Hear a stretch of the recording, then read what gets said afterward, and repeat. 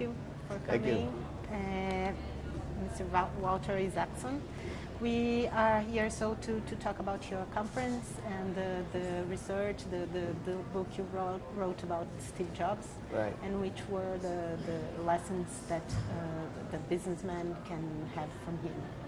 You know, Steve Jobs had a passion for product, and that's the first lesson for a businessman. When I was first working with Steve, we went around the backyard of his house, and he showed me how he and his father had built a fence when Steve was 6, and how the back of the fence, his father said, had to be just as beautiful as the front of the fence.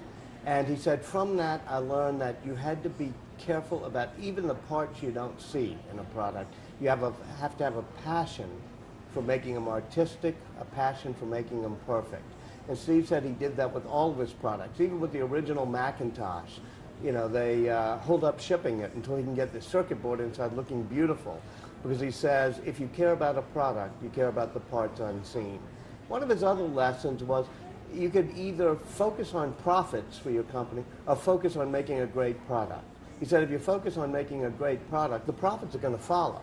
But if you care too much about making only a profit, you're going to cut corners on the product, and it's not going to be very good. All right, and he was very worried, so he was concerned about the design. You Right. can say so? He had a passion for design. What Steve was able to do is connect beauty to technology. You know, he had a very simple belief, which was that beauty mattered. It really mattered whether something looked good or not. And so in a world in which people were making pretty amazing products, but they were kind of ugly, they didn't work well, it was hard to know how to deal with them, they were complicated, Steve made beautiful things. He also believed that simplicity was the ultimate of beauty. Mm-hmm. It made something really beautiful if you were able to take away anything that wasn't necessary, and it was intuitive and easy to use. And how were your relationship with him as what could you say about what you observed on your relationship with him, of his way of talking to people or to rule the business? Yeah, you know, he was a tough boss. He was rude to people at times. I don't think you have to be that way to be a good boss, but Steve, if he didn't like you, if he thought you were a bozo, he thought you were an idiot, he would tell you so. And he said that he had to weed out the bozos, the people who were not doing well in the organization. So sometimes I found him difficult to be around. And I always asked myself, as did the people who worked for him, did he have to be so tough? But Steve said, yeah, I had to be tough because everybody else lets, you know, bad stuff go through, or they won't confront people. I had to make sure that everything we did was perfect. Do you think it wouldn't be like this success? It wouldn't be so good if he was more softer? Well, you know, I asked Steve Wozniak, who founded Apple, with him. He said, if I were running Apple, I would have been softer. I would have been nicer. I would have made it like a family. I wouldn't have been rough on people. He said, but if I had run Apple, we probably wouldn't have come out with the Macintosh, because it took a really tough boss who drove people crazy, but also drove them to do things they didn't think they could do. And so Steve had that passion. And everybody I talked to said, well, you know, he was tough at times, but I'm so glad I had the chance to work with him. It's somebody that pushed people when Right. they go.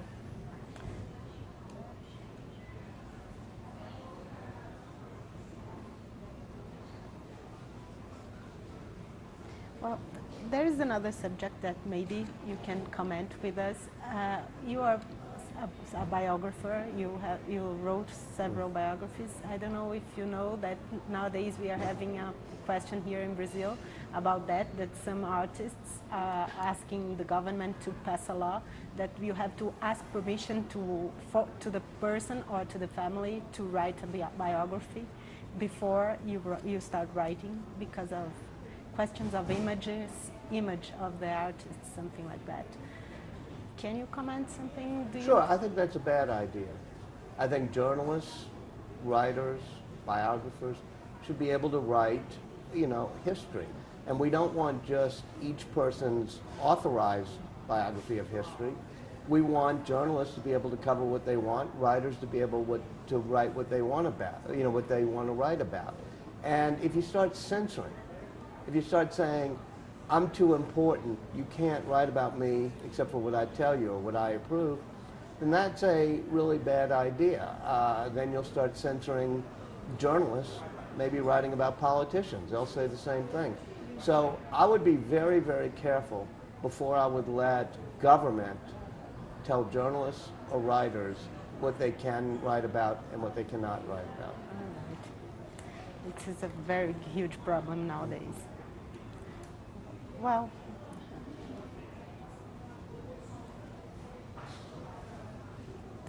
so how do you get simplicity?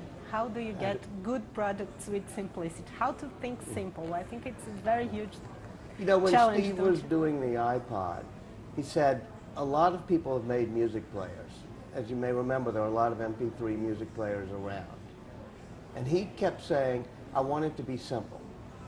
With these other music players, it's too hard to figure out how to get a song in. It's too hard to figure out to get to the songs you want. If you want to load up songs or whatever, or take out songs, you have all these complicated screens you got to go through. He said, I want 1,000 songs in my pocket, and I want you to be able to, I want to be able to get to any song I want in 3 clicks. I want it to be simple and no instructions. And so they spent a lot of time, and they finally came out with that beautiful track wheel. And it was so easy. You could figure out, all right, you just scroll it, get the song you want, and you click. And then he even said, why do we have an on-off button? They said, well, to turn it on and off. He said, why do we need that?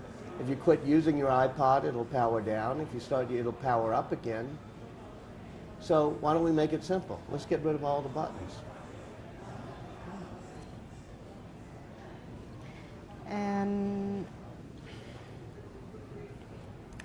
there's a question here about your conference. Why to assume responsibility for the whole experience of the user was so important to Steve Jobs? Steve was like an artist. He wanted to control every brushstroke from the beginning to the end. If you had a product, he didn't want the software to be made by, Microsoft and the hardware to be made by Dell or Compaq or IBM. He wanted the hardware, the software, and the content all to be connected because, he said, that would lead to a better user experience. It would be simpler. You wouldn't get all these 404 error messages and these things you can't understand. And so like a true artist, he wanted to have control. It was like he was curating a beautiful garden in Kyoto, Japan, because he loved those Zen gardens in Japan. And he said, you don't let a lot of people put in different flowers. You have one beautiful artist who says, here's how we're going to put it together. So he even liked to control everything from, the silicon, as we say, the microprocessor, all the way to the floor of the store. In other words, he wanted your experience in the Apple store to be something he controlled. So he controlled it from the beginning of the product to the moment they sold it to you. And do you think that Apple will be able to continue going on Steve Jobs' steps? Yeah, Steve created a really wonderful team led by Tim Cook. They're good people there. They will be able to, Johnny Ive is a great industrial designer. Scott Forstall is really good at, the people he left there. Phil Schiller, is really good at sort of running products. So I think you'll have a lot of good people at Apple still.